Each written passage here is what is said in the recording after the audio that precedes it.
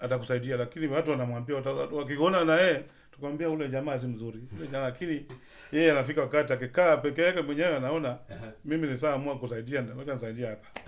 Anakusaidia. Very nice. I think that's a noble initiative, especially kwa ligi yenye watu wana struggle sana.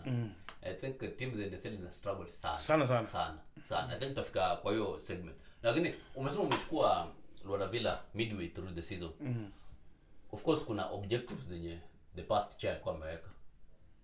Wewe mwenye ulisema alienda akaingia siasa. Wewe ukikaa mkiset objectives hiyo season ikianza, zilikuwa objectives gani? Kwanza timu ipande. Yes. Sikia kila mtu kwa kiwanja alikuwa akisema lazima tupande. Hiyo ndio ilikuwa key objective ya timu.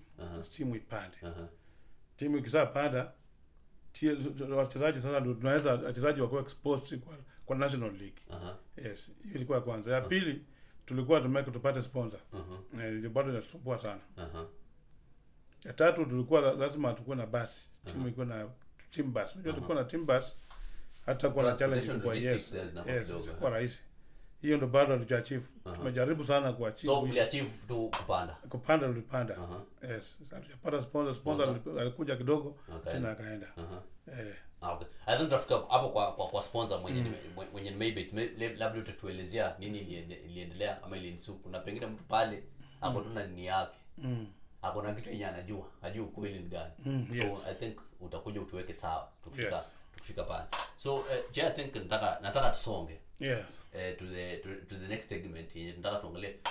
Luanda Villa hajakuwa na form nzuri sana hii season. Na of course I think the last 5 games Meza 5 games no win. Yeah, no win kabisa. Na zote ni loss. Ama kuna draw mahali. Draw iko moja. Ilikuwa hii Fortune Sacco 2-2. Nini inafanyika? Unajua challenge kubwa sana ya timu yetu ni pesa. Yes. Timu ilianza kupitia shida sana transfer ikifika. Kwanza mid season. Mid season ndio imekuwa main problem I'm doing kwa Luanda Villa. Ikifika hapa mid season unakuta wachezaji sasa mchezaji akitaka kuingia unamsaduza kwanza league tutakuwa hivi na hivi ana sign contract nawe. Lakini ikifika mid hapa naona kama hii timu haina chochote. Anaanza kujipanga kusonga. Sasa unajua mimi kama chairman wa club sina uwezo kufungia mchezaji anataka kusonga na nimemwacha hapa na ako na pia mahitaji yake kwa boma yake. Wachezaji wengine wameoa. Hata kama hajaoa nataka pia anunua hata ina haya. Hapa mchezaji asikue tu mchafu bwana. Akacheza na wewe. Na wale watu waambia lazima tupande waambia wachezaji hata chakula kwa nyumba kwa club house hakuna. Tunajikaza tupaka tutafute chakula, tutafute mchezaji anaona hizi challenges zinapitia. Na nimeitwa kwa Mofa nimeambia acha niende Mofa nikupatie 20,000. Mchezaji akiwa sikia 20,000 na hapa kuna chote. Atakaa na wewe kweli? Hawezi kaa na wewe. Yes, hapo ndio shida ya timu kubwa sana. Tukiwa na finance ya kutosha Premier League itaenda. So issue final. Unaongelea wachezaji kuenda. Umepoteza wangapi? Say mid season yenye signing. Tumepoteza bwana. Kama ile nyingine nilikuwa na coach, haya coach Selebwa. Selebwa alikuja kwa Simba alikuwa ananiambia kila saa chazi na timu siezi. Na vile Titi alienda kusoma. Watu wanataka leo hii kabisa. Titi alitoka kwa timu akienda masomo. Tom Tera. Vile NSL FIFA ilibaza sheria. Ikasema kama coach wa NSL lazima ukuwe na CAF B. Na Tera alikuwa na CAF C. Sasa angeweza kumanage hizo requirements. Ungeweza kumanage hizo requirements na ndio timu kwa ipewe certificate. Unajua tunapewa license ya kucheza ukiwa kuanzia NSL. FIFA license lazima ukuwe na utacheza hiyo level. Na kama hujamit hizo requirement hata ikasema tu hae PO, CEO, PR, marketing, hizo zote na requirements za masomo. Ndio unaona tukaleta kijana tu Billy akala masomo. Na requirements ziko hapo. Hata tuko na madaktari watusaidia vitu kutusaidia. Ni wale mtu anakuwa roho ya mtu anasema sasa timu itakosa kucheza juu ina license na niko hapa na niko na license anakusaidia kupita requirements. Lakini ukweli wa mambo nitaka huyo mtu anaweza kuja kusema nipatie mshahara wangu. Juu ile sema nitakana wanalipwa. Na sisi hatuna capacity ya kulipa watu technical vipo. Unaona? So kuna watu walijitolea kusaidia kama madaktari hao. Daktari Anton nani umejitolea? Lazima tujue yeye. Daktari hao Kisumu huko. Tusaidia.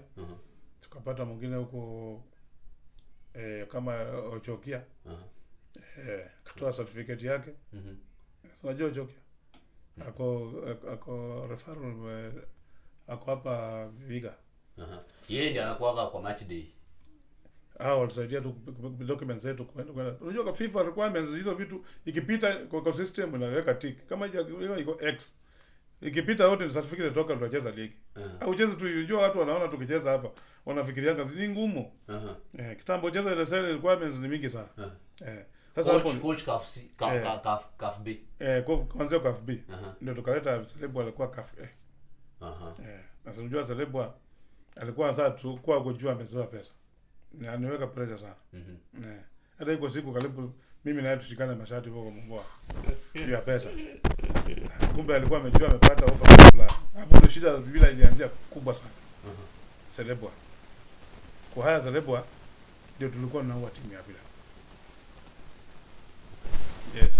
Hiyo kwa haya Celebwa peke yake. Na unajua nilikuwa kwa mkutano na Nairobi huko. Tulikuwa safari kama tulikuwa tunafanya sherehe huko. Ya Premier League na tukakuwa invited. Makocha wakaniambia umefanya makosa kubwa sana. Chama. Ungetafuta kwa janaza manager timu ya Villa.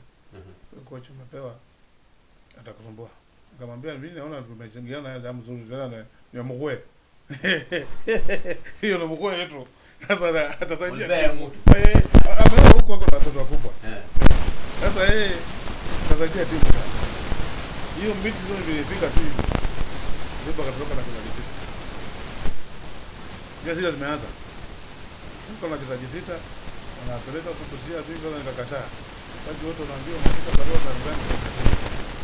Sasa tunaamini kaambia before kuruka system. Sasa lazima upeane at least kitu. Ndio sasa ule mjamaa kusia mnugo kaona yenyewe hii timu unaimaliza. Wacha nipatie kwanza nipatia sasa 5000 per player. Lakini alikuwa amemaliza timu kabisa hiyo the time hiyo time kama 35 players 35. Sasa walikuwa wanakaa bench walikuwa wazuri pia. Sasa timu haikushtuka kidogo. Tulishindwa kwa game 3 hivi na timu ikarudi stable. Sasa tukaendelea na watu. Ulipoteza nani? Najua Masai anaitwa nani? Masai yako Marashu. Tukapoteza Clinton. Tukapoteza kijana tu Osea. Tukapoteza wachezaji wengi. Moses pia. Tukapoteza Moses Masinde. Manga. Masinde akaenda. Tulipoteza wachezaji bwana. Timu ya kwanza yote ilienda. Sasa hii ndio ni coach Swale ndiye amekuja kushikilia timu. Mpaka Swale kuja ana mambo mingi. Ndio. Coach alikuwa na mambo. Tumedisagree naye tu mambo ya pesa. Unajua vile alienda nyumbani akakaa huko akasema mpaka mlipe pesa ndio nikuje. Na nikamjaribu kuongea na yeye Swale, kuja tu tuendelee.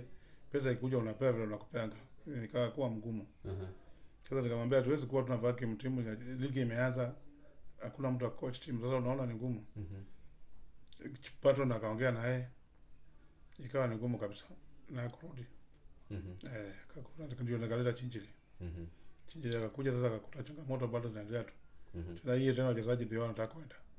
Hii season hii sasa ndio akaanza kwenda tena. Season mpoteza nani? Tena hii tena tukapoteza mwingine tena akaenda akafuata Zale tena. Kafuata Celebwa tena Mombasa. Mwingine tena Samia akaenda Nairobi Equity. Tumepoteza goalkeeper Ajoza akaenda Mara Sugar. Tumepoteza tena wachezaji karibu 6 hivi wakitoka. Sasa unajua nikaona sasa hii imeanza kuwa ngumu. Mimi nitafuta tena watoto wa nyumbani wasaidiane na wachezaji wale. Nikitaka ile department tunaona ni ngumu. Tunaweza tafuta ule mtu anaweza kuja. Lakini tukitafuta wale wachezaji wametoka timu zingine demand zao ziko juu sana. Umebadilisha model. Sasa nikaanza kutafuta tournament ningecheza nikatafuta vijana hapa waanze kuja kusaidia timu. Ni muda kidogo timu itarudi tu. ndio tukatafuta vijana wanacheza mpira. Unaona uko na goalkeeper mdogo sana kutoka amekuwa Almaze Bwali. Almaze Bwali. Suliona alishika vizuri. Yeah. Kisha game 2-3 atakuwa amerudi goalkeeper mzuri tena. Hiyo game ilikuwa game yake ya kwanza. Ya kwanza. Lakini uliona alijituma. Tuko na kijana hapo Joshua kwa defense. Game yake ya kwanza. Umecheza na Steve. Hiyo ni game yake ya kwanza pia. Hajaicheza game ya level hata level ya juu hivyo. Kila alicheza vizuri sana. Against I think Talanta was a good side. Yes. Kwa kijana mdogo pole uliona acheza vizuri sana. Sasa nikaamua sasa vijana hizi timu za Nairobi zote natafuta wachezaji nyumbani huko. Sasa tafuta wachezaji Nairobi, natakana watoke kwa Nairobi kwa sababu watoke Nairobi wakuje nyumbani. So umetafuta vijana. So sasa utatufeel tu. Utatufeel tu kwa hizi game zinakuja. Kitu naambia watu sisi mkuu na imani na timu hatuwezi toka Nasel. Tunangangana lazima timu ikae Nasel. Na ikingangana ikikaa kwa Nasel wajue pia itakuwa tisho kama tumepata mfadhili mzuri. So yao unasema timu ishuke. Unaashua mashabiki. Timu ishuke. Lakini naambia mashabiki kocha akikuja mstuzi coach unakimbia pamoja matuzi ya mashabiki. Kama Chinjiri amekuwa na pressure amekimbia mashabiki. Nimepigia simu umeenda wapi Chinjiri? Ananiambia mimi mambo pressure hii mashabiki na kutuzi kwa grupu unaenda ikiwa kwa kiwanja huko. Nikamwambia mimi natoa pesa na natuziwa. Iko siku nienda kwa banki nikachukua loan nikalipa kwa wachezaji ndio wasikimbie. Nilirudi kwa kiwanja kama mashabiki na chama na Masego amekula pesa. Chama unaenda paka kwa mfuko yako? Yes. Finance team. Hii timu utatoa wapi pesa usipotoa kwa mfuko wako? Watu wote wanatoa pesa kwa mfuko yao. Lazima. Sasa wewe banki kesi hivi nakupigia nataka ulipe loan. Mashabiki wanakuambia unakula pesa. Niambie. Na wewe unaona ni challenge sana. Lakini ile tu niko na passion na mpira kama singekuwa nayo pia mimi ningekuwa sasa songa. Karibu nilikuwa nataka kuuliza swali. Kama wewe kama mtu anapewa pressure. Unaenda kwa mfuko yako unalipa pesa. Mbona unaendelea kukaa? Sasa nilikuwa naenda kabisa nilikuwa nimedecide. Na nikakaa chini nikafikiria Baxton pia akaniambia Musa tukitoka pia itakuwa picha mzuri. Wacha tu stable team tukipata tu sponsor akija mzuri ndio tusonge wengine waendelee na wale sponsor. Sasa nataka at least tuache watu wakuje kwanza wakuwa na chairman na wengine timu ikawa stable financially tutufanye unaita ukachaguzi. Wakuje sasa waendelee na hiyo. But wajue changamoto iko mbele pia. So basically objective yako kwa saa hiyo wewe unakaa je unataka timu iko stable kwanza. Unataka kutoka kama bado kuna msukosuko. Hakuna mtu atakuja. Wanaogopa unajua watu wanajuanga unajua sasa hizi wacha nikwambie hata sasa hizi mazoezi ya asubuhi sasa ukaangalia simu sasa hizi CEO amenipigia simu karibu 8. Nataka sasa timu wachezaji wamemaliza mazoezi wamekaa na ngojea CEO watoe pesa ya single 7,000 kila siku 7,000 daily. Kila siku 7,000. Iko mchezaji anataka aende Galagala. Iko mchezaji mwingine anataka aende Bwali. Iko mwingine anataka kwenda Buyango. Iko mwingine anataka kwenda Kisumu. Kakamega. Utamlipa kulingana vile the transport. Make sure unampatia kwenda na kurudi. Sasa unaona vitu kama hizo watu hawajui. Na ukiwaambia wanafikiri ni mchezo. Ngoja kidogo nipeleke pole. Nataka tutafika kwa hiyo expenditure team. I think ueleze watu wasikie uzito. Hiyo uzito juu ukiniambia unaenda hadi unachukua loan, personal loan finance team. I think that's you know on the extreme end. Hata wachezaji wanajua hata bench hata timu yenyewe inajua. Hiyo ni very extreme. Sasa unajua umesema hakuna pesa. Na coach hizi challenges unazimani jaji. Hakuna pesa lakini unataka tupate result. Sasa unapush aje coach pengine na wachezaji. Unajua ile ya kwanza ya Celebwa tulikuwa tumeagree na makoche tulikaa chini. Na Mbati akasema atakuwa kutoa 15,000. Baxton akasema 25. Sasa tulikuwa tunagawana hiyo pesa hivyo. Tunalipa coach. Sasa kiwa natoa hii, wewe unatoa hii. Lakini unakuta sasa mwezi imefika mko na away match ya Mombasa. Utalipa coach ama uende tupeleke timu Mombasa. Hiyo ndio tumekozanaga juzi na Saleh. Saleh anasema nataka kuja apewe pesa. Na Musa Saleh niko na mpira na Nairobi. Nataka tu nicheze Nairobi na Black Stars. Sasa ni advice. Nikupatie pesa ama ukuli pesa tupatie driver. Gari, tuhaya gari tupeleke Nairobi. Aongea sema bwana sasa wewe toka Nairobi hivi chama. Hizo ni changamoto tunapitia. Sasa ukiona afadhali sisi Vika sana ni kumbaya sana. Vika ni timu ni peke yake. Acha tuachana na Vika kwanza. Vika kwanza chia. Wacha tuangalie tungulie mitandaoni kabla tuende kwa segment next tuone watu wanasema namna gani. Sheldon live from Dagoretti. Yuko kama kuna mtu akona swali yako. Sheldon na Alan Nasib. Rafiki yangu sana kutoka pale Belanda. Live from Dagoretti. I've watched them some time back and it used to be a good team. Historia yao naipata sasa. Kuna mtu amepata historia ya Luanda Villa. Asante. Ralph Albert, I'm following from Luanda. Show iko loud and clear. Ralph wewe uko Luanda kweli bana? Majuu uko na Luanda. Tuambie mahali huko tumata kitu. Ayunda on board from Ayunda Philip on board from Ruiro. Asante sana Ayunda. Ralph Albert anarudi tena. Sources claim that Kahawa Pride is a profitable club. Uliza chairman if lower league clubs kama Luanda Villa can generate profit ama lazima mtu aingie mfuko. Utatujibu hiyo baadaye. Washington Umuka, besides you Mr. niko hapa Amazi Water Offices. Washington Umuka. Je, unajua Washington? Unajua kijana wangu huyo. Hana kijana wangu. Ametune in PO. Hii jina ni ngumu sana. Sasa ni PO theater box ama ni nini? Hiyo jina nasomwaje? Kazi safi. Asante sana, jina ngumu. Tuko sawa. Je, nataka tusonge kwa next segment yenye tunaongelea relegation pressure. But I think ni kama ulikuwa umejibu. So makes sense. Nasema how worried are you? Umesema nilikuwa nataka nikuulize how worried are you about hii relegation? Na form the fact juzi vile tulishindwa siku la niona kana table itakuja sasa gani kwa mstari chini. Na kucheza vijana wanacheza vizuri. But hiyo alishindwa mpaka nilishtuka kidogo. Haikuwa kitu rahisi vile. Juu walikuwa wamenihakikishia kuniambia tena wakaitana wachezaji wenyewe kwa wenyewe. Akasema hii mess chairman tuko ndani. Ni sisi ndio tunataka tutoke ndani. Sisi wenyewe wachezaji lazima tutoke kwa hii mess. Na kanihakikishia. Mentally wako sawa. Yes. Na bado wanasema hivyo. After training wanaitana wanasema lazima tutoke kwa mess. Wachezaji wenyewe wanasema hivyo.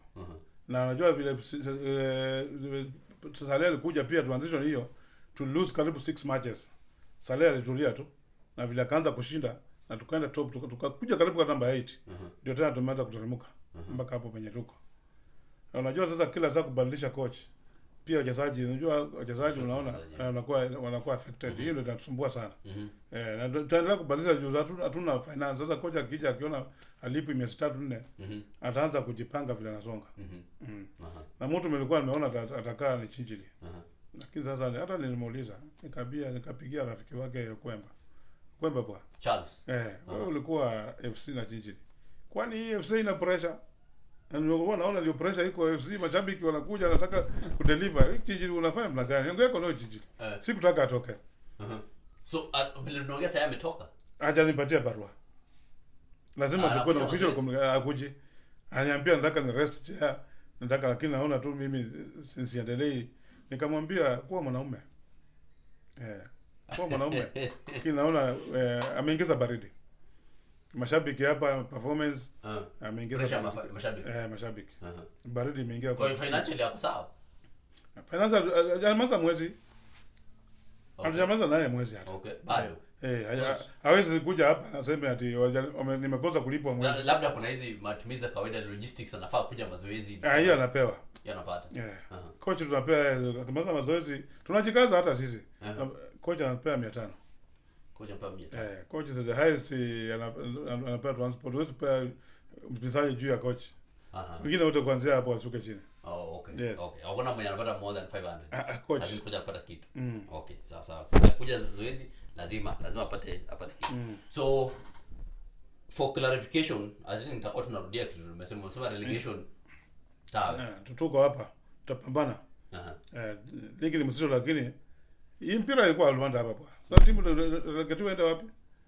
Lazima tujitume. Kwa vyovyote vile lazima tujitume timu irudi juu. Okay, sawa. Nataka kuingia kwa segment yenye ni very important sana na pengine na delicate. Nataka kujua wewe Luadavila, I think we will come mention kidogo. Sources zenu za funds ni gani? Sources za funds kwanza ni watu tu mashabiki. Unajua hata tuko na group yetu ya Luadavila. Sasa hii group tuko at least ile watu wamejitolea tu. Unaweza tupea at least kama saa hizi game kama iko training saa hizi.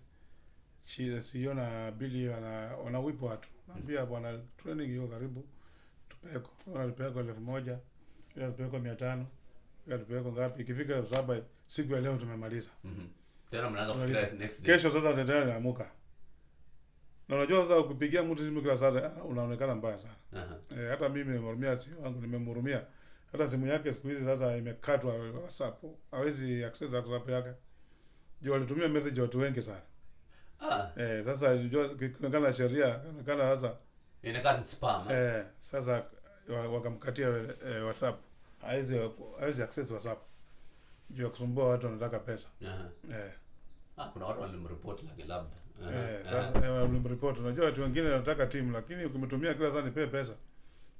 Siku nyingine tukiwa hapa Viga nikwambia hata simu wengine iko mheshimiwa siwezi sema jina lake.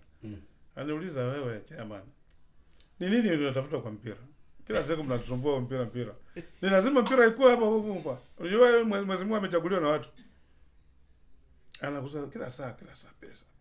Ni leo nakuuliza tuko nayo wili tu hapa kwa assembly. Profit ya hii mpira ni nini? Na naona swali lingine tena nimeuliza. Same yote nimesikia hapo. Sasa unajua tukiwa na viongozi kama hao ukituma message kila siku kila wengine kiamuka na message lazima atakureport.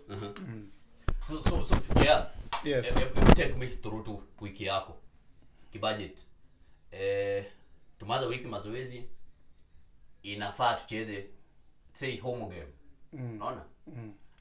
Budget hiyo wiki. Hebu ni take you through from the ya kwanza ya mazoezi. Yes. Paka vile siku yenye tunacheza game. Kama sasa training inaanza on Tuesday. Yes. So ukichukua kama tumecheza Sunday. Siku wote tunacheza Sunday. Game zetu zote tumepeleka za home match ni Sunday. Juu unajua hapo tu hapo na sheria ya shule. Sasa tunapeanga nafasi Saturday watoto wasome mpaka Saturday. Sasa that's why niongea na federation na shule mpira zetu zote zinachezwa on Sunday Mumboa. Sasa unakuta tunaanza Sunday, Tuesday, Wednesday, Thursday, Friday, Saturday siku 6. Saturday mna train hadi Saturday. Yes. Saturday mna train. Sasa budget ya hii training tu. Lazima ukue na karibu 42,000 hapo. Training peke yake. Kila siku unasema ni kama wachezaji wamekuja wote. Unajua saa zingine unakuta Tuesday mchezaji mmoja ama wawili anaweza kosa kuja. On Tuesday. Lakini sasa uwezi budget ukisema lazima ukue na hiyo budget. Tukisema hiyo sasa tumemaliza story ya training. Sunday siku ya game, match day. Ukua zingi 7,000 kulipa ambulance. 7,000. Hiyo weka. Kwa zingi 4,000 ya kupatia 4,500 ya kupatia security. Hiyo ni 11,500. Uweke pesa ya kupatia wachezaji wakishamaliza training, wakishamaliza game na kwenda nyumbani 6,000 ama 7. Juu lazima kila mtu venye alitoka arudi. Patia pesa stewards zingi 2,000. Upatie pesa ball boys zingi 1,000. Marking of the pitch. Tafuta pesa kama iko Nyazi kuna zingi 5,000. Umaki kiwanja wote. Na ulipe wao jamaa.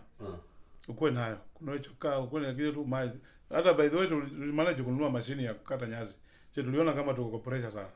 Sasa vile account tulipeako pesa siku nyingine tukatoa 20,000 tukaongeza pesa tukanunua mashini ya kukata nyasi. So sasa hiyo hapo the pressure iko chini sasa tunatafuta ni pesa tu kulipa mwenye anakata nyasi na kuweka mafuta. Na kuweka kununua choka. Sasa utafuta hiyo. Ukisatafuta hizo zote make sure tena watoto wachezaji mpaka wakule chakula ndio waingie kwa kiwanja.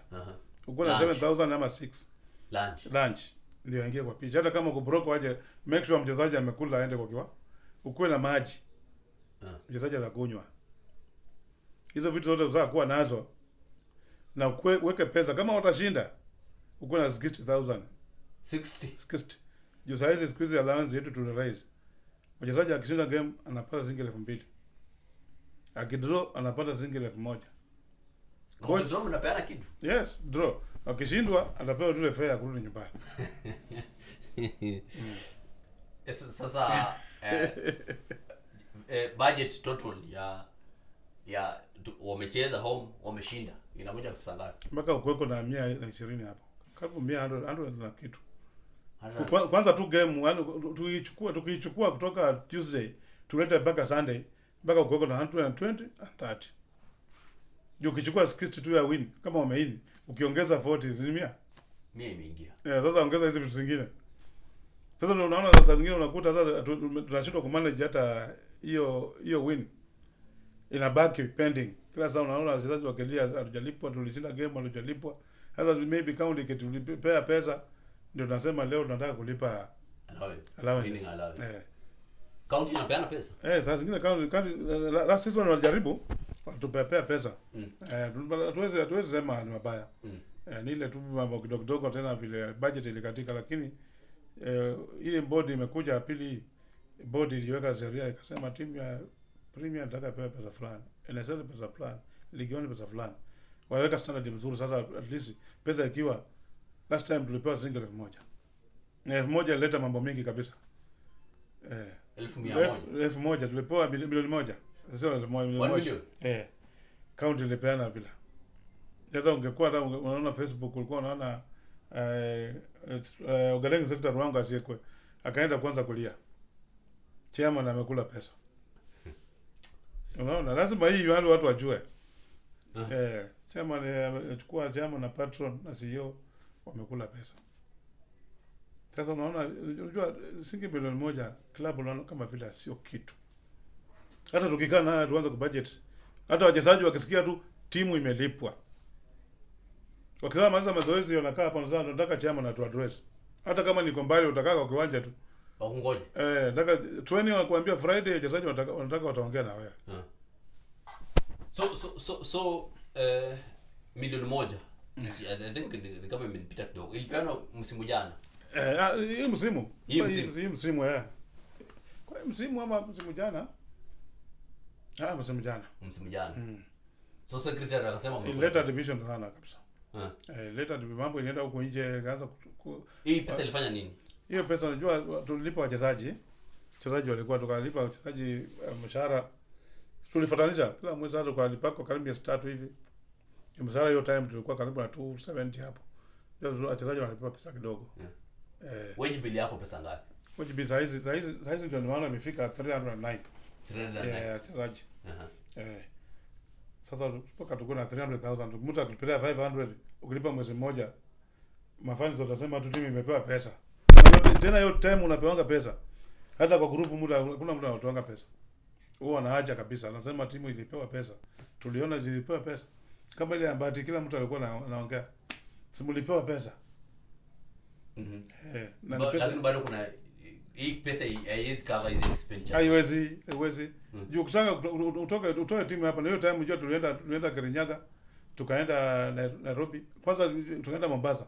Hiyo game tu ya Mombasa juzi imetumeenda Mombasa tulifuatana tu. Toka Mombasa, kutoka Mlali Nairobi, mrudi na Nairobi. Mlali huko mkuja hapa mchezo game moja na mrudi tena Nairobi. Sasa unakuta una pesa ya kwenda tu Mombasa peke yake. Sasa che umetupe budget ya nyumbani. Unasema ni around 120. 130. Twende away. Away sasa tupige hesabu na wapi? Mbali kabisa na Mombasa. Twende Mombasa. Twende Mombasa. Ukitoa timu hapa. Kama mnataka muende kwa basi muingie tu basi Rwanda Mash. Lazima mko na 50 kwenda. Mchezaji anaenda na 2500. Hatujarudi. Tunaelekea Mombasa. Okay. So kwenda na kurudi ni 100. Mpaka uko na 100 na kitu. Kama last time tulienda Mombasa na 2500. Kufika Mombasa na ilikuwa December. Mash wakasema hatuwezi muongeze pesa. Business na boom. Kasema sasa chairman kila mtu atoe 3500 per player. Hamuna pesa. Sasa nataka mtoke huko na 3500 per player, wachezaji 25. Team technical bench, official wawili na players 20. Challenge kubwa. Sasa utatoa pesa hii extra zi. Lakini kama zaizi iko mnazaida na 2000 kwenda Sana wako kwa 2000 ama 22 25 hapo. Nafikanga 25. So kwenda kurudi approximately unaweka mchezaji ya 55,000 kwa player. Kwenda kurudi. Wachezaji 20 inapita. Nakwambia anakuwa about 50,000. Nakwambia kujua hiyo. Sasa unajua kama mnaenda wewe lazima uko na wachezaji kwa 20. Juu sasa amwezi kata wachezaji. Juu long distance wengine wanaweza gonjeka, unaona? Sasa mko na 20. Na unajanga tiketi manager asiende sasa tukate cost. Naambia bench mtu mmoja ama wawili. Bench waende wote. Lakini officials waende tu wawili. Unaona tumefika 26. Times 5,000. Yes. Hatujakula, si ndio? Hatujakula. Accommodation bado. Accommodation tuko na pale hapa tunaweka mtaka mlipe 22,000. Ukisalipa 22,000 ama 25,000. Inakuanga 25,000. Sasa mjeni mwanza mambo daily meal. Unajua sasa kutoka hapa Mombasa meal ya kwanza unaikulia hapa Luanda. Saa 9 ifika wachezaji watakula lunch wakingoja basi. Juu ukiwaambia tumuende nyumbani training uende nyumbani kutana mchezaji kwanza kurudi ya sasa utapata kama basi imekuja na hajafika. Sasa akae tu hapa sasa training akae hapa ngojee basi akule lunch. Utoa hapa zingi 6,000. Hapa ndio cheap kwa zinja zote. Kutoka hapo kuelekea Mombasa Nairobi, Nakuru yapo saa 2 wakule sapa. Tuko Nakuru. 6,000 Nakuru iko juu, Nakuru 7 hapo. Ukizaa toka hapo ufike sasa Voi. Tena. Watakunywa chai. Watakunywa chai. Unajua sasa kuanzia Voi hapo it's very expensive. Chai tu na andazi ama japo shilingi 300. Sasa wako unajua sasa basi nasimama hapo wanajua ni biashara pia. Wasimamisha hapo. Excuse. Kama watakunywa Voi juu watafika Mombasa late. Watafika Mombasa saa 7 hivi. Saa 7 akifika tu akiingia pub sio kule lunch Mombasa. Ndio waende kwa rooms. Akitoka room jioni sapa ndio anangoja. Breakfast tena. Breakfast was bui. Hakunywa. Chengo ya kwanza. Tukienda Mombasa, tunakula meals ngapi? Tuko na meals mingi bwana. Nimekupigia sababu nimekuanzia Luanda, Nakuru, Voi. Tatu. Umefika. Sasa umefika malama saa 6 hapo lazima ukule lunch. 4, Ukisha kula lunch utaenda kupumzika 7. 5. Ukisha kula 7 utaamka asubuhi breakfast. 6. Lunch. 7. Uingie game. Yo sisi tunatuma pesa. Ukishamaliza game hiyo 7. 8. Uko kwa gari. Umeanza safari. Unarudi sasa ukitoka hapo ulikula sapa huko. Utakuja tu mpaka Nakuru. Maybe naelekea asubuhi hivi. Unakunywa chai. 9. Maybe sasa gari kama iko na delay itafika maybe saa 7 mchezaji kuambia bana nimequalify lunch. 10. At least 10. 10. Na hizi at least 10 the list ni 6,000 umesema. 6,000. So 60,000 kwa meals. Kwa meals tu. Hizo lazima ukue nazo. Sasa mwingine anasema mlipewa 1 million. Sasa niambie 60,000 kwa meals. Yes, meals. So kwenda sema Mombasa na kurudi inaweza gonga 200. Inapita 200,000. Yes, one game. Inapita 200,000. Jugari zio umechukua kama kingine tumechukua tumeongeza inapita 200,000. Na unajua hiyo wiki mlikuwa mna train pia. Ukumbuke mlikuwa mna train. Jua mwezi kutoka tu nyumba ati mngojee. So train at least 4 days. Na mwanzo safari. So 4 days 36. Ni 36. 4 days sasa 28. 28 tutaongeza sasa kwa hizo transport kwenda kurudi. Tena mkisafika hapa mpaka mwapatie fare back home. Sasa hiyo ngoja kwanza tena kama umeshinda kuna allowance. Sasa kwa na sikisho wapatie. Kwa na sikisho zao wanapatia wachezaji wa 2,200 coach mpatie 3500. Ndio aende kama ridhika nyumbani. So mpatie. Iko kwa contract. hiyo ni around 300. Sasa unaona sasa collection kwa group tuna collect 30,000. Watu wanataka collect 30,000 kama imeanza viko 50 mas guest. Sasa nini nauliza mashabiki kwa wajiulize.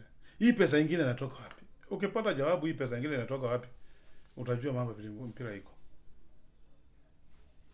Inatoka wapi? Ndio nauliza. Watu wanasema chama anakula pesa, pato unamkula pesa, sio amekula pesa. Timu imeenda Mombasa inataka 300,000. Umecollect 40,000. Timu imetrainia hapa. Hii nyingine imetoka wapi? Ngoja kwanza. The highest tumecollect for groups ni ngapi? Kitambo tulikuwa na collect, tulikuwa nafika hapo maybe hata 100. 100. Sasa hizi iko chini. Unajua pia performance ina matter. Sasa hizi tunajikokota tu kwa maybe pesa mingi sana hizi ni ya training tu. Na training mpaka tutoe, mpaka kwa mimi kama chairman, mpaka nilikuwa na isipokuwa na 1,200 na patron tunaongezewa. Sasa mpaka mkuweko nao. Kila wiki 1,200. Mpaka nilikuweko na kama leo saa toa. Nikiwa kwa barabara nilijua itakuwa stroke. Niliona kama wametoa 500 peke yake. Sasa siona nipigia simu niambia ni ngumu ziache leo itakuwa aje. Nikamtumia 1,000 na ile kusukuma kwanza. Bali nashukuru watu, nashukuru Backstone, patron, nashukuru Isaiah Saunya, nashukuru Mbati. Hao ndio key players wa timu. Naona Mambo ya mpira tukikaa hapo naweza kaa mpaka asubuhi. Sasa kama budget ni unaniambia ni 300, umeenda coast. County imekupea maybe county imekupea milioni 1. Milioni 1 na unasema umekula. Na wachezaji wanadai miezi 3-4. Umemanage kumpea yako tu mmoja. Ukasema acha tumpee. Kama anadai miezi 3 hiyo ni 900,000. Mpe moja hii tungoje tena next month tumpatie nyingine ionekane anapata kama mshahara. Ikipotea tena itakuwa hivyo. Lakini mwingine atatoka kando tu anasema ile pesa bwana Chea amekula na sio. Hata huko unaona kaa tu kwa hoteli ukikula, mtu akipita kama unakula ugali, anasema bwana pita kwa Chea anakula pesa ya timu. Hauna amani. Mpaka nimefanya nimekopa takalo, anazozo kalo, anajua mashabiki wakikuona tu ukikula, wewe sasa wewe unakula pesa ya timu. Sasa unaona bwana. Ni ngumu sana. Kama tu huko usipochunga unakosana na familia. Familia inakuaje juu hii maneno ya mpira. So German of course umekuwa kwa tumeachana na wiki. Ndio? On average nipe tu budget ya Luanda Villa ya mwezi on average. Mnaweza sikuwa mmetumia pesa ngapi? Average ya Luanda Villa kwa mwezi. Kwa mwezi. Mpaka tukua na karibu that depend by the way, by that depend. So kama Mombasa ikiwa umecover expenditure zote, say salaries, technical bench, wachezaji. Tuseme achana tumeenda mbali, tumeenda average tu. Ya mwezi. Pesa ngapi? Ya mwezi. Yes. Ya mwezi tukiwa na 800,000. Yes. 100 mita moja. Manage. So very comfortable jo watalipwa, watafanya nini? Unaona? Allowances watalipwa. Naona ni kama umeanda quote kwa nini? Sio kama umeanda quote ama mshahara ni 300. 309. So sasa nimeipigia kwa home match. Maybe unajua tunakuanga na home match 2 away 2 kwa mwezi. Sasa hapo ni kuepea 800 iko tu sawa. Nakuja 1,800,000 hapo tunaiwa na range na hapo. Na wachezaji wameshinda. Wameshinda. Sema wameshinda game zote. Sasa hapo ni milioni 1. Nataka kupiga hapa ni sasa unajua. Wameshinda hapo ni game zote 4 wameshinda kwa mwezi. 240. Uko na ukiongeza mshahara yao sasa imefika nusu milioni. Sasa ukiongeza za training na balance na 300 haiwezi. Sasa uko kwa milioni 1 tu hapo. Milioni 1 na kitu hapo around 1.5. Lakini tukiwa na 800 tunaweza kuwako at least tunapumua kidogo. Unajua sasa hivi sasa hizi tuko na negative. Ndio unaona kuna underquote sasa hizi. Tuko na negative.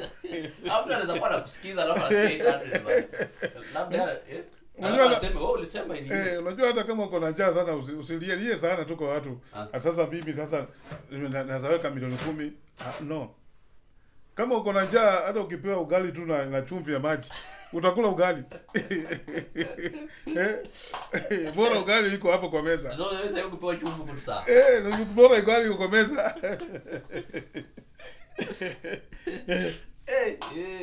Lakini I think it's tunacheka, lakini I think they are a very difficult situation. Very difficult.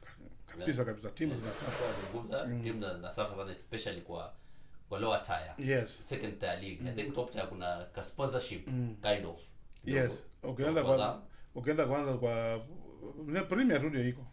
Azam, yes, top tier. Dogo kwa inakuja. From hapo chini ni hard kidogo.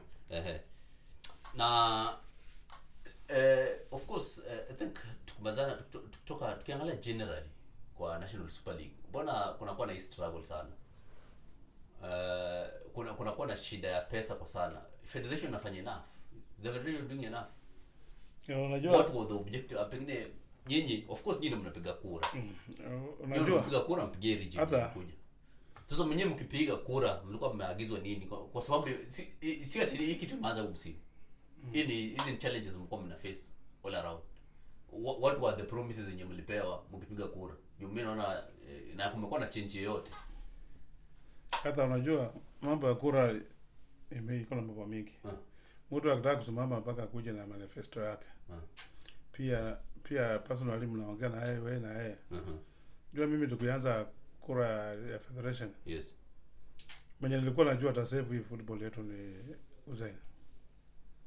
Mimi nilikaa naye sana, mikutano mingi sana. Hata ulikuwa unaona kwa mitandao siku nyingine kama tumekosana na rafiki wangu wa Kamea Boys, chairman Toto. Yes, juu walikuja wakatuambia alikuja kama amechelewa. Arudi sisi tulikuwa timu za NSL tuko convinced kabisa. Juu akianza kampeni yake kwanza Uzain tukutana naye kwanza Mwenja nilipeleka kwake. Yes. Hapo golf club. Sasa tulikuwa na tournament ya Kileo. Ilikuwa tournament final ilichezwa Mumias. Na president alikuwa anakuja hapo. President hakukuja siku nakumbuka hiyo final. President akamisi kuja. Sasa Uzain ambaye akaintroduce mimi kwangu.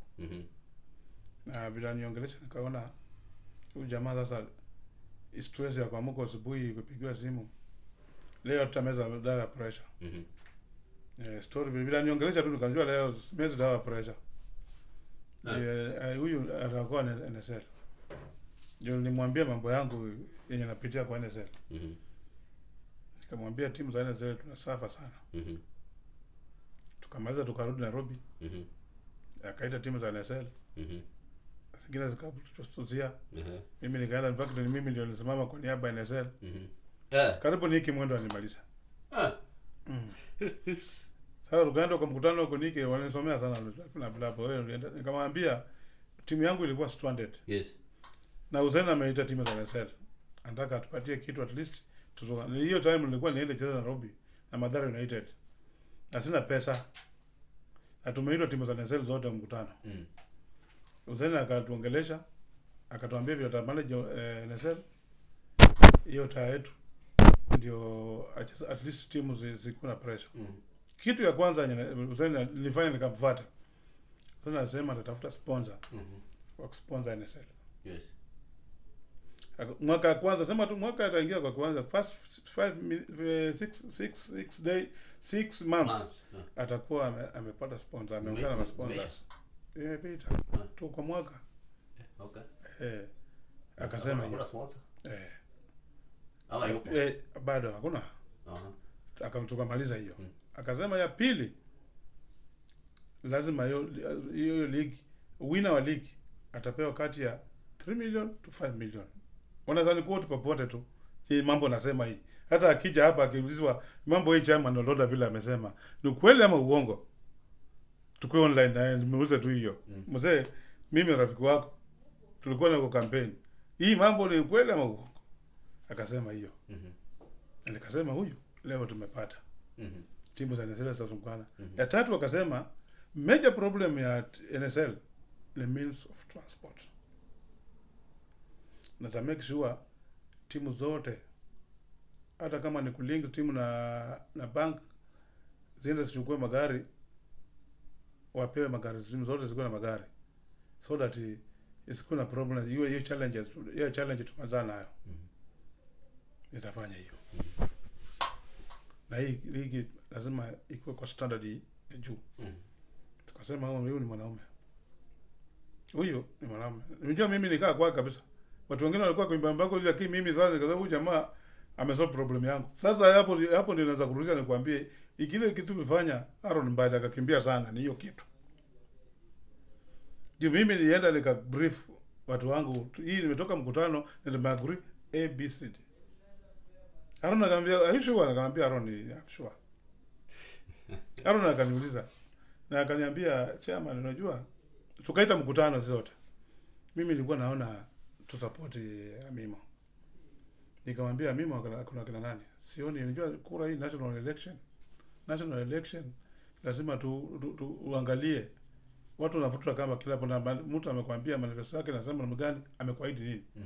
Ni kuvuta kamba kuweka kwako. Sasa nimeona uzana amevuta kamba na peleka kwetu, mimi naona hivyo. Baada akasema sawa, lakini mimi sijaridhika. Na nikamwambia yani wacha hii uzeni vile ameongea, mimi nimemwamini. Ndio kura ni kama kusadusi msichana. Msichana anaanza kufuata umwambie ile gorofa iko pale Zivaleni yangu. Kumbe sio yake. Yao niingia box. Niingia box kweli. Hizo vitu zilikuwa zinasumbua teams. Transport, sponsorship. Na wewe unasema anapata 3 to 5 million. Hizo vitu ndio zilikuwa zinasumbua team. Hizo tatu. Sasa hata ukidanganya msichana mwambie gorofa ni yako na ameiona na melala kwa hiyo gorofa na msichana anajui. Kumbe ulipa pesa kitambo. Hiyo nyumba ukalipa chakula na ukakaa. Sasa unaona zikikuja tu anafikiria hii ni yako, kumbe si yako. Hivyo ndio tulifanywa. Na tukafuata mzee. Mwaka mbili imekatika. Timu zina struggle kabisa. Mpaka MCF. Unajua unaona timu kama MCF ikitoka kwa league. Kwa hii timu zote 20 za NSL. Hakuna timu iko stable kuliko NSL. MCF. Yes. MCF iko mpaka na kiwanja yao. Na huyo jamaa akinimuuliza nini mbaya, nikampigia simu nikauza Mbidhi. Nini mbaya timu unatoa timu ile? Akaniambia chiaja tu. Nilikuwa na challenge. Nilienda Mombasa. Nikatoka nikaenda Soi. Ikawa sisi nienda wapi na pesa ilikuwa nimespend over 600,000. Nikamwambia hii game nisongezee tu. Nisongezee hii game ndio niweze kutanzua, wakakataa. Okay. Yes. Kabla nikataa mimi sina pesa, management imesema kama hakuna hiyo sasa tuna disband team. Yaani nimeona juzi wakaenda kwa PR huko. Walikimbia wote wameenda MCF Federation. Ile ilikuwa PR. You already mtu asa wewe kama driver umeambiwa hii gari brake pads zimeisha. Huwezi enda Mombasa ama huwezi enda Kampala. Na wewe tajiri unamwambia tu hii gari itafika ndio irudi na tuweke brake pads. Hivyo ndio Federation walikuwa. Sasa vile wale jamaa saa toka wakafanya communication. Federation ika accept. Si ile accept. Imewatoka kwa fixture. Sasa hizo hako kwa fixture, hii fixture nyingine msifu hako. Ikamwambia sasa wao washaenda. Sasa hata ukienda huko naambia unataka utarudi kucheza wapi? Tena sheria iko very clear. Very hata watu wanajua iko clear. Ukimiss game 3 consecutive matches. Yafanya nini? Relegation next. Sasa unampeleka unasikia leo unadanganya msefu unarudi wapi? Akirudi na akasurvive league na mimi ni relegated naenda kotini na ananiambia huyu sheria imemtoa nje. Sheria ndio itamtoa. Amekosa 3. Yes, next week ni 3. Amekosa. Alikosa ya kwanza first leg. Walk over. Ya pili amekosa last weekend. Hii ya 3. Asipocheza hii kuisha. Yes. Sasa usidanganye MCF. Waliachilia wachezaji. Waliachilia wachezaji. Wameenda. Sasa ukienda huko unadanganya MCF, hiyo ni PR tu alikuwa kwa hiyo. Tunataka kurudi. Watarudi wapi? Hata kama wewe ukiwa mkubwa. Utarudisha wapi? Ukiwa mkubwa unatakana wabaide lo. Sasa naambia rafiki wangu president, lazima hii utabaide lo. Hakuna shortcut hapa. Ambia MCF waanzie liguane wakuje tena nzuri warudi hapo. Juu ulichelewa, yeye alichelewa. Vile MCF walisema wako na shida, walikuwa waende watadua problem hiyo mapema. MCF iendelee kucheza ligi. Lakini vile hawakuenda mpaka MCF umeenda kwa nyasi. Sasa ni ngumu. Na usionyesha wana hivi wakiona. Tena tutaambia kwa mkutano, nasikia wameita mkutano, tutaambia kwa mkutano ukweli wa mambo, tutaambia president hapa ulianguka mtihani. Na chairman wetu alisema atuambia mimi nilipigia president several calls unanswered. Nilikuwa nataka tuokoe MCF. Tumwambie MCF huyu inaenda kwa Nyayo, tutafanya namna gani tuokoe? Nani alimpigia? Chairman wetu wa NSL. nani? Yusuf Swale. Na akanipigia chair, bwana mambo iko hivyo, hii timu imeenda. Nimepigia Hussein ashike simu. Sasa mbona tufichane? Hata ukichukua delegation wakina hata angepeleka waziri huko. Ndio ilipitishwa. Na wakicheza game ya weekends watakuwa sawa ama? Watakuwa tucheza weekend. Watatoa wachezaji wapi?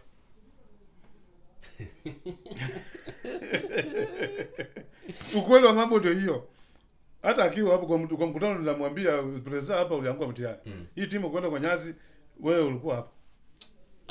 Okay, of course challenges me na chair tangu of course umesema kuna promises sijui uunganishe na banks mtafute basi winner atapata sijui nini na nini. Umesema points kadhaa kuhusu so far. Kuna kitu yoyote imekuja? Anything that has tangible? Bado hakuna kitu imekuja. President nilipigia simu nikamuuliza kwa president tuna struggle kabisa. Niko namna gani mambo yetu, yakaniambia ana wako ni it. Kaniambia naongea na sponsors lakini bado hawaja make agreement. But yako na sponsors am identify. Tukamwambia no problem, lakini sponsor atakuja kama mgonjwa amekufa. Mko mbaya. Sasa tuongea naye. Najua sasa president mwenyewe ako na mwana mzuri, lakini kama cartels maingia, unajua cartels zao ingia iko shida. Unajua sponsor pia wameogopa. Unajua sheria nyingine walipitisha. Unajua mimi naongea hapa juu mimi sijali watu wakufanya namna gani. Juu hii mpira inaumiza tu sisi. Sasa ukisema hata tunatoa Musa nitatoka tu niende. Hii mambo hii sheria walipitisha NEC. Walipitisha ni popular. Hawezi kwenda kusema mnataka sponsor akikuja anawacha 40% kwa federation. Hiyo ndio imefanya sponsors hawezi kuja. Why will 40% remain kwa federation? Wanasema 40% inakuwa na back of federation, 60% inabaki na club. Unaona kama ile ya Premier. Hiyo Premier kwa comfort sasa hawezi piga kelele. Sisi tulipiga kelele tukaambia president hii sheria ni mbaya.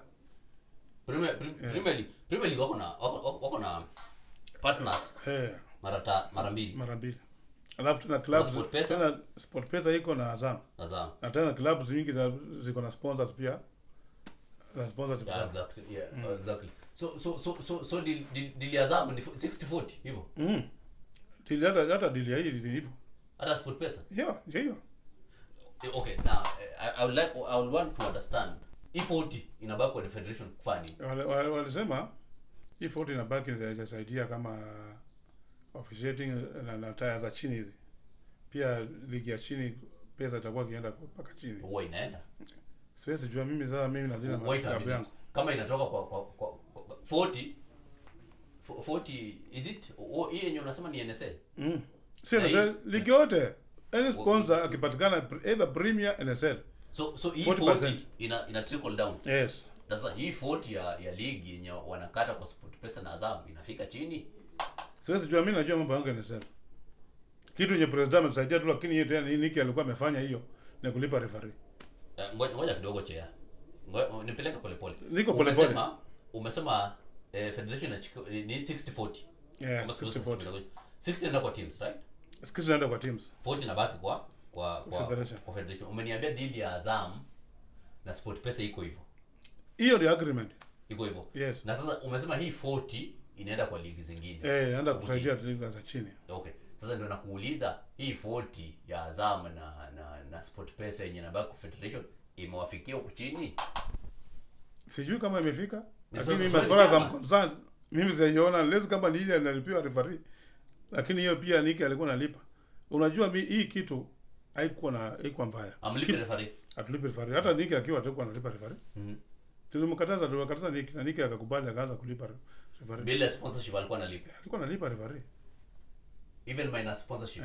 Before Azam ikuja. Alipa referee. Okay. Bari alikuwa anakuja kulipa referee. Sasa unajua hiyo kitu sisi tulikuwa naona angeweka 20%. Sponsors wangekuja on board. Lakini bila sponsor, unajua sponsor wengi wakileta pesa Hata mimi chairman nikipata sponsor anakuambianga hii pesa nataka ifike kwa mchezaji. Sponsor ako na haja pesa ifike kwa mchezaji. Sasa sipofika kwa mchezaji sponsor ana biashara na wewe. Sasa unajua sasa hiyo huwezi fika kwa mchezaji. Sasa kama ni 60 tumepatiwa 200 million example tu tuna NSL ipewe 200 million. Ukitoa 40% ya 200 million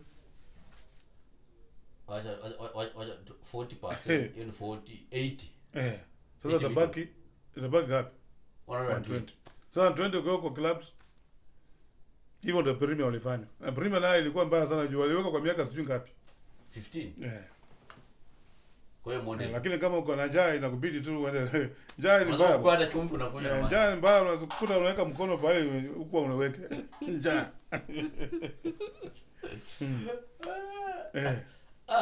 I think ni model gani itasaidia NSL financial model labda. Unajua what will help? President aliingia Hussein aliingia kwa mamlaka na alikuwa under pressure pia. Unajua kitu na 40 sio atazikupenda kwake. Unajua yeye pia akasimama kura. Aliahidi pia branches. Aliahidi watu vitu mingi. Aliambia branches kila branch itakuwa inapata 1 million kwa mwaka ya kusustain hiyo branch. Sasa unajua ana kama ana sponsors wa mengi sana nje nyingine wote lazima atafute ways za kupata pesa kwa branches hapa chini. Hizo vitu aliahidi ni mingi. Sasa na bado sasa anafanya sasa kumletea shida. Unajua branch hizi 47 branches. Sasa tumezungumza Nairobi mara mbili 48. Nairobi iko mara mbili. 48 million. Lazima kuna 48 million ya kupeana branches zote. Ndio hakuna amani. Ametoa sofa. Bado. Walikuwa mwaka kwanza imeisha hajatoa. Bado. Tuseme bado tunangojea ishe ndio apewe. Sasa unajua lazima lakini kitu ametusaidia nao sana ni kutoa hiyo bani ilikuwa ya FIFA. Sasa hizi nadhani pesa itakuja. Maybe tunaweza tungoje, unajua watu wa chakula ikiwa kwa nyumba ndio jue mtu ni aina gani. Ngoja tungoje chakula ingie kwa nyumba. Sasa hivi kuna njaa. Mwezi ujao. Chakula kiingie kwa nyumba kugawana ndio unajua huyu mtu hii unasikia huyo akipiga kelele ataka kupea mwingine unajua. Sasa hizi tuwashumu hawana vizuri. Tunangojea mwezi ujao FIFA funding itakuja. Ikisha kuja ndio tutajua nani kwa federation. Yes, hizi bado tuwezi walaumu. Yes. Yeah, I think najifunza vitu mingi sana. Yes. Kwa mambo ya kurun mpira. I think it's very difficult from kabisa. Ni ngumu sana from my perspective. Now, nataka tusonge kidogo na niangalie hii wewe kama chairman challenges zenye una face na ni burden gani kubwa unaona kwa pale kama chairman wa London Villa. Nini unasikia ni kama ni mzigo mzito sana. Major challenge unajua sasa ni finance tu. Sisi zote zinaanza na finance. Unajua kama leo ni Thursday. Timu ya fight travel kesho. Na kama sasa tumeshindwa hata kutoa training ya leo. Timu ya travel kesho. Friday. Timu ya fight ile Nairobi kesho Friday. Icheze asubuhi. Sisi na travel morning. Ndio wapata nafasi ya kupumzika. Waende kucheza mpira saa 7 na Naivas. Sasa unaona ile major challenge. Timu FA tukue na 65,000 na kufika timu Nairobi. FA tukue na mili karibu 4-5 hivi. Sasa unaona ni challenge. Pili masuala ya mchezaji. Mchezaji mpira imeisha. Hapo Mombo amesimama sasa tuone sana. Niende kwa sako hapo. Mimi kama chairman niende ni address. Chairman unasema tunangoja chairman akuja tu address leo. Sasa ushindwa utaanza kuambia nini kwa sako? Hata kama wameshindwa lakini kwa sako unataka ndio uambie tumekaa miezi 4 hatujalipa mshahara chairman. Unafikiria yako nini? Na uone njia zote za kupata hiyo pesa. Naona hiyo ni ngumu. Naona Malandlord wote clubhouse wamenipigia masimu kabisa. Tumekaa miezi 2 bila jalipa clubhouse. Wanapiga simu wanasema bwana hujapata rent. Huko mwingine wao wanafunga. Hujapata rent, mwingine anasema hujapata rent, wewe hujapata miezi 2 na inaelekea 3. Any expenditure. Ukienda kukopa kitu, unajua watu wanakuja kwa jamu. Mimi nikiamka asubuhi nakuta watu wamekaa kwa boma wanangoja walipe pesa. Mtu anakuambia sasa unajua wachezaji walifanya ni maki kiwanja sijalipwa. Mwingine anakuambia rent yangu ni 3 sijalipwa. Sasa unajua inafika wakati timu inaonekana ni ya chairman. Lakini tulikuwa kwa kiwanja ni community. Community. Wanataka sisi ndio tunaumia. Hiyo ofisi. Lakini mpira ikiisha tu pap, watu kila mtu anafara kwa gate. Mtu ambulance amesimama pale. Askari amesimama pale. Kila mtu amesimama pale, wanaangalia, wanangojea chairman anakuja awapatie pesa. Kwa gate pale watu wametoka panya rutu zote. Mko na shilingi 5,000 hapo. Ni ngumu. I think difficult. Now there's one thing pia alikuwa nataka address. I think tukielekea kumaliza juu pia time imetukimbiza sana. Kuna time umekuwa na sponsorship ya Maybet. Yes. Ebu tupe to what happened. What were details of sponsorship zilikuwa nini na nini ilifanyika? Maybet tulikuwa na sponsorship ya 300,000 per month. Ilikuwa 3 million. 3 million Maybet ilikuwa 1 year. Mimi ndio nitafuta sponsorship. Nikaenda Nairobi tukaagree nao. Kwanza before mekuja Maybet nilikuwa nimeongea na Betika. Betika na wakakubali, baadaye wakakuja wakanipea regret. Pesa budget wa exhaust yote hakuna kitu. Ndio nikapata Maybet. Maybet wakaniambia watatupatia 300,000 per month. Na sana ilikuwa kulipa wachezaji. Pesa mingi ilikuwa ilipa wachezaji kila mwezi. Hiyo time tulikuwa karibu na 250 bili ya wachezaji tu peke yao. Juu wachezaji wapate pesa mingi hapa. Sasa hizi ndio imeanza kwenda juu. Sasa umekana mchezaji muda mrefu, sasa lazima umpatie ka increment. Sasa imeenda juu sana. Sasa hiyo tulikuwa natoa 300. Unapatia mshahara mwezi kipita 250 naenda. Unabaki na 50. If 50 maybe mnafanyia training tu kidogo, lakini transport tunaendelea kutafuta tu. Tulikuwa tunaendelea tu kucontribute pesa. Hiyo pesa ya kutosha. Na termination ilifika. Unajua tulikuwa na clause zingine hapo. Unajua sponsor wote akikuja anakanga clause za kufavor yeye. Hakuna clause zingine. Yes. Sasa hiyo clause za exit hiyo ilikuwa na sponsor ina favor Maybet. Financial leo ilikuwa imeanza kudrop. Hao wenyewe pia. Sasa wakaniambia mwezi ujao tutaendelea na sponsorship ya timu. Waanze kujipanga chairman. Hiyo band walikuwa sasa pia imefika tu karibu 1.5. Sasa hapo ndio shida ilianzia juu. Sasa kila mtu amezaa jua. Tuko na sponsor 300. Mimi nilikuwa nataka hata nikangoja hiyo mwezi akulipe pesa, ilikuwa amekataa kulipa. Lazima mpaka nikaenda kwa lawyer sasa. Niandikie barua alipe pesa mwezi mmoja. Lakini tulikuwa sawa market. Unajua tukaenda kotini wangetupatia pesa imebaki yote. Hata 1.5 hiyo. But nikaona bana, wacha tupatie mwezi mmoja. Juu amexit yenyewe ameenda, acha tutatafuta kusponsor mwingine. Lakini tunashukuru Maybet. At least the first sponsor kuwa nao kwa Vivona Rwanda Villa. Tujai kuwa na sponsor mwingine. Tangu vile yaanze, sponsor nilikuwa nao ilikuwa Maybet. The first sponsor. Yes, hatuwezi walaumu. Hata kama walienda, walijaribu, walifanya party yao. Walikaa for 5 months. Kwa 5 months wakasonga. Hivyo ndio ilikuwa. So the our business ilikuwa inashuka, wakaona wa exit. So unasema ulikuwa na option ya kwenda kupursue the other 1.5 lakini ukaona. Sasa kijana wangu hapa pia kijana wangu alikuwa kwa hapo Agri mwenyewe ameniambia yenyewe saa hizi mambo si mazuri sana. Pia license walikuwa wanasumbuliwa, unaona. Serikali ilikuwa inawasumbua mambo pande wa license. Sasa wakasema wapate license requirements kwanza ndio warudi. Sasa kaona ni sawa. Sasa iko na mpango gani pengine pande sponsorship? Bado tunatafuta ma sponsors. Nimepeleka kunje. Unajua sasa ukiambia watu unasikia sasa mambo yameharibika sana, nataka nangangana tu kama chairman, nikisema pata sponsor ndio disclose. Nikikwambia hapa tena adui wa Villa taenda huko aseme Villa iko hivi. Na sponsor pia anaenda na performance. Lazima tu pull up our socks team perform ndio to attract sponsor. But I'm happy juzi tumekuwa na African Eye. In fact African Eye kuja on board imetusaidia sana. African Eye ikakuja ikatuonelea ngangana nao sana. Brian Odhiambo pia ni kijana mzuri. Vijana yao ni vijana wangu. Brian Odhiambo. Brian Odhiambo ni kijana wangu. Ananiambia chana najua una struggle. Wacha nikupatie tu kitu kidogo. Akaniletea African Eye. Kanipea namba ya mzungu, nikapiga simu nikaongea naye. Mzungu akaniambia atakuwa kanipatia $1,000 per month. Na nikaona ni pesa kidogo. Lakini sina. Sasa akaniambia nataka kuangalia vile tutakuwa tunafanya. Kila mwezi anapeana mwezi ya kwanza $1,000. Hiyo ndo 128. Mwezi ya pili $500. Mwezi ya tatu $500. Mwezi ya 4 nilianza 1,000 mpaka vile tutamaliza msimu.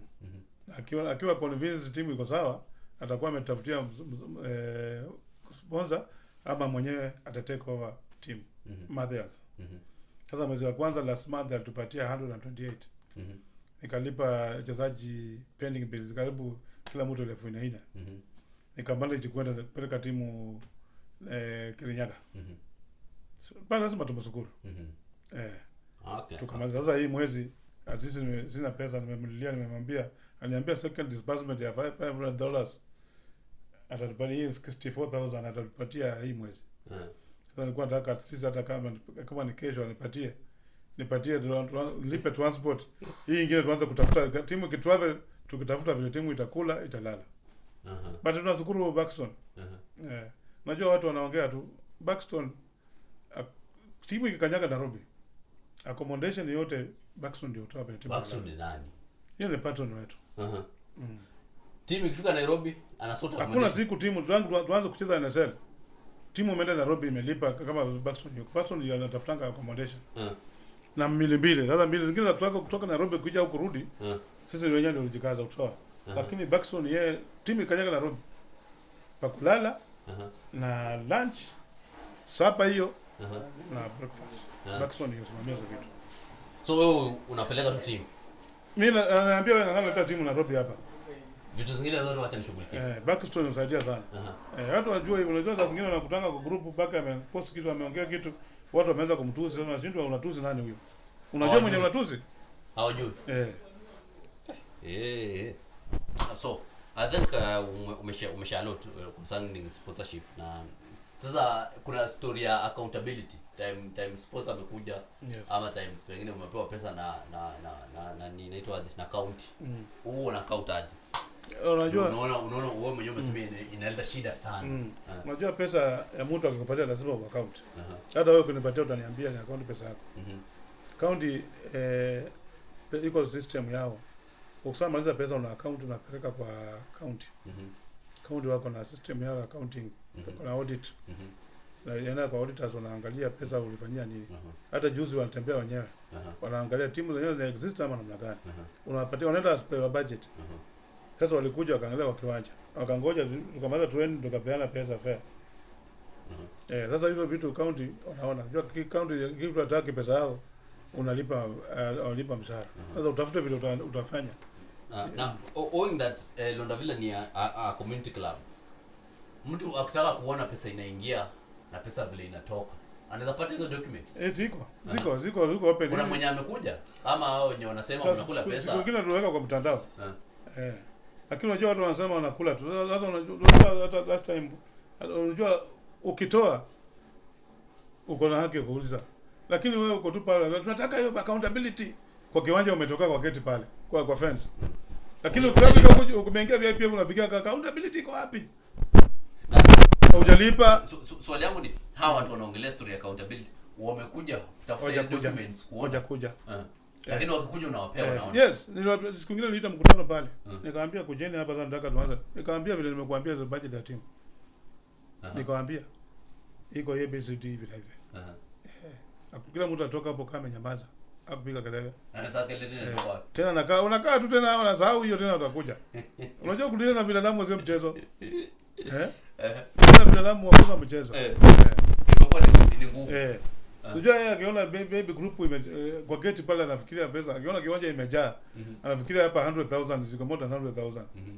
Na najui majority watu wametokea kwa fence. Mpaka nimekosana na principal, watu wanatokea kwa fence, wanatokea huko. Na ulikuwa by then no statement. Kuna time nimekuja tulifukuzwa. Ilikuwa game ya nini kweli? haiko game ya Aston Villa. Sikia Aston Villa walita shida sana. But kuna time principal hapo anataka hiyo uwanja tumike. Hii uwanja ni ya nani? Hii uwanja ni ya shule. Mbona uwanja shule? Okay. Property ya shule. Ile tu ilikuwa ibadilishwe, ilikuwa nataka wasonge huko mbele ndio iende kwa sports lakini wakufanya hiyo document. Sasa kabaki bado inasoma Mombasa Secondary School. Lazima tuende chini. Lakini wali improve tukiwanja zote watu wanapenda mpira hapa nje. Na kuna siku zile itafanya minus community. Sasa lazima hizo vitu zote ziende bamba. Hiyo kiwanja tunaleta watu wa kuimprove, fadhili wa kuimprove. Purpose hizo za shule na community. Na shule na community. Yes, sasa lazima tukue na watu tumerudi pamoja, tuko good terms na shule. Sasa mambo iko sawa. Iko sawa. Ilikuwa iko. Ilisha. Mheshimiwa thank God mheshimiwa pia aliingilia. MP akakalisha pale zote mbili na church na users wote.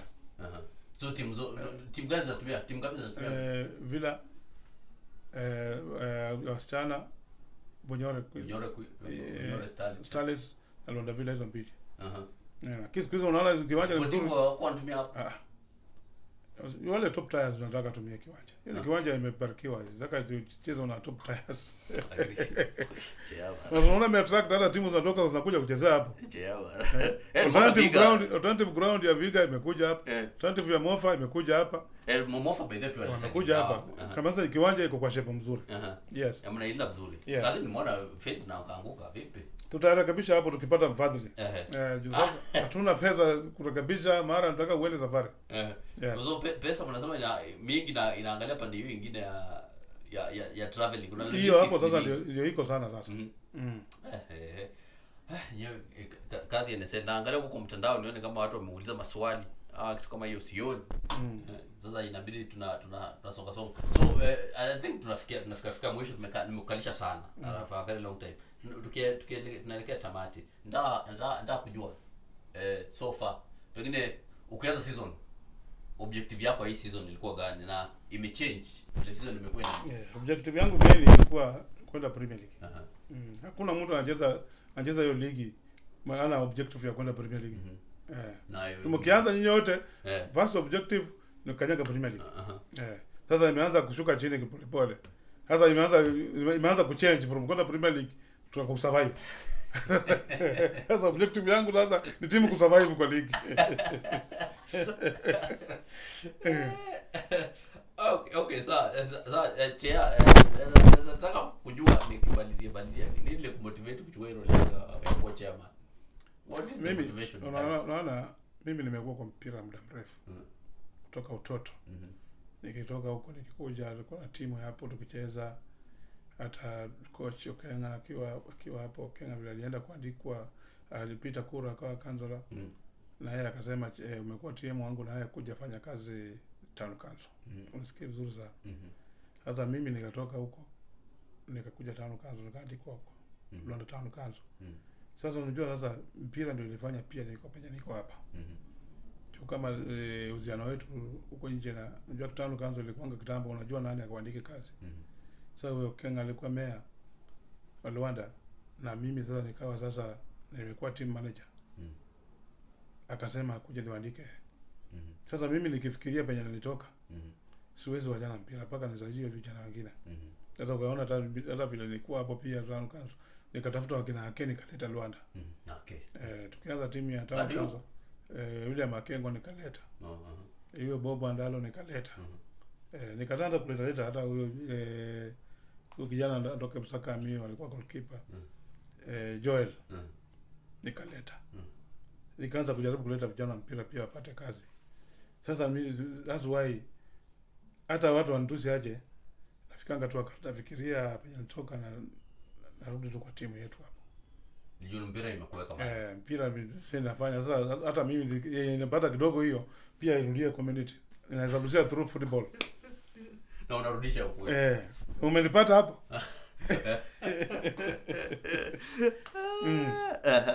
Hapo ndio liko. So Chair, I think fans wa Londa Villa wewe unaweza kuambia nini? Nawaambia wawe tulivu. Timu wasipigie coaches unakuja kelele.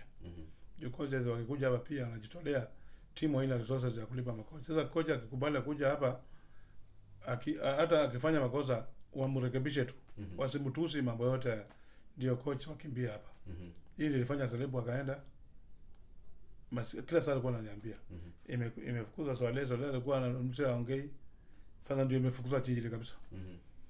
Pili stupidia tu kwa gate. Lipa tu gate. Pena miada kwa gate. Timu ndio utakuwa umesaidia timu. Sasa ukitokea chochoro huko uanze upige kelele usaidie timu.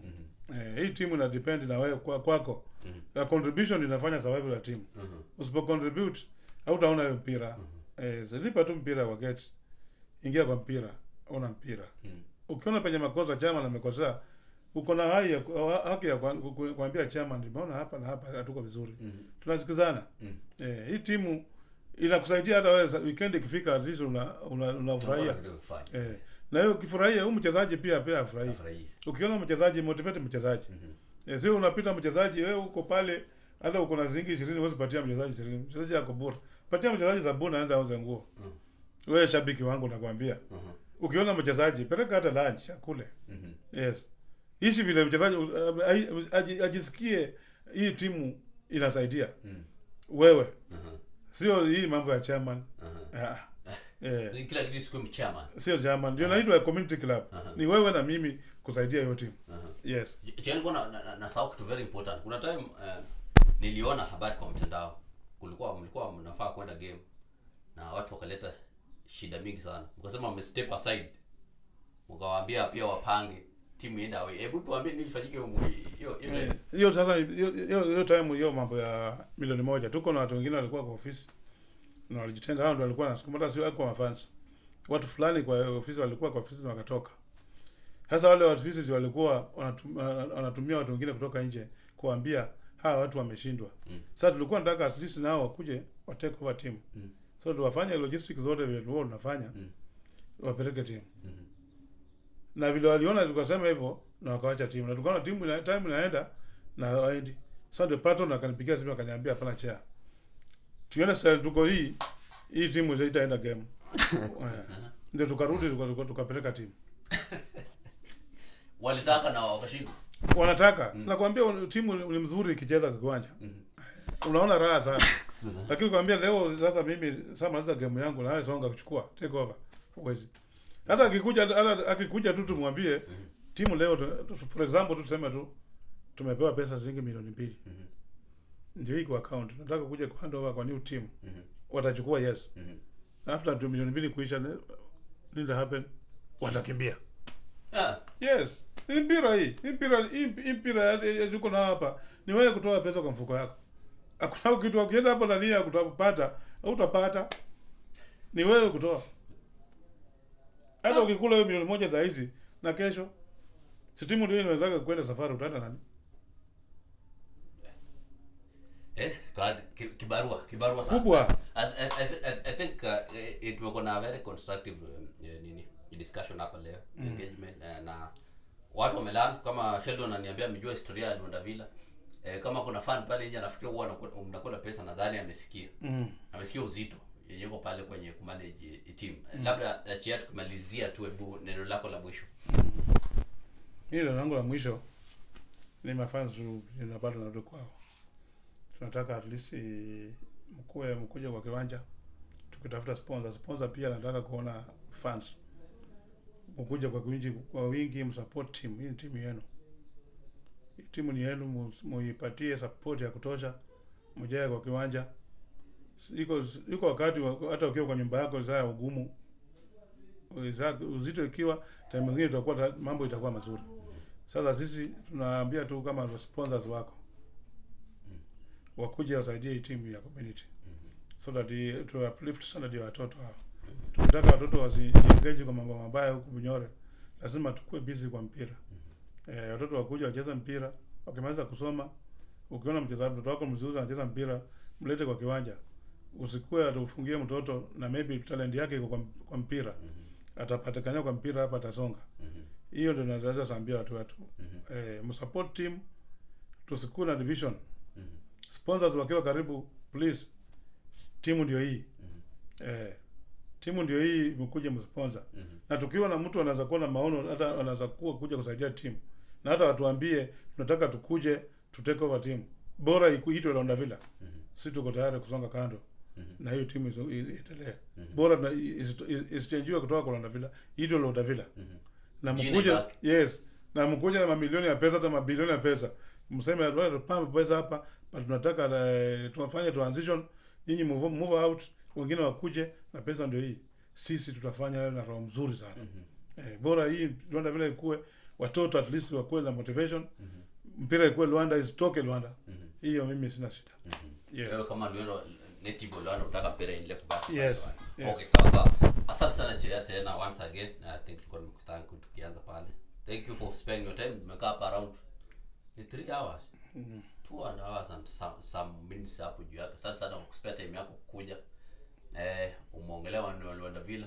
Nadhani kuna watu wamejifundisha mengi kutokana na ile Luanda Villa. Ulikuwa na mengi ya kufanya lakini umespare kwa kuja hapa. Thank you very much bwana Chea. Producer wetu kama kawaida, huyo ndio anapiga producer. Then kwa waje hapa tukuja tunakuwa na yeye. Anaitwa Brian Wanyama Jackman. Watu tunamuita bwana ya wajane. Anatusaidia sana pande ya production. Thank you sana Brian, na hajai fail by the way. Asante sana Brian kwa kutokelezea.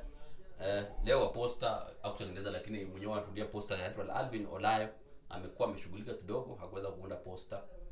Thank you very important pia huyu Antonani Alvin Olayo.